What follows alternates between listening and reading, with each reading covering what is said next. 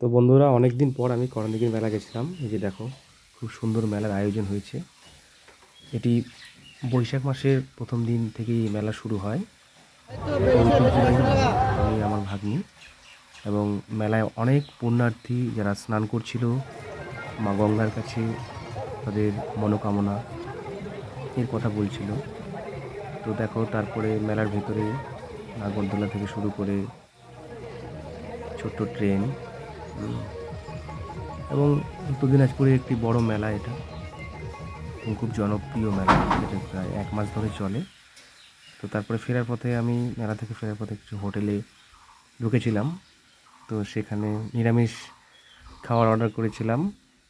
এই যে দেখো, খুব সুন্দর খাবার, মাত্র 50 টাকা নিরামিষ।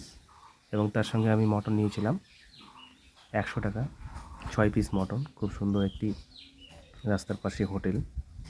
তো দেখো, একদম যারা যারা মটন পছন্দ করো, তো খুব সুন্দর মটন, নরম, ফ্রেশ একবারে, খেতেও খুব ভালো লাগছিল।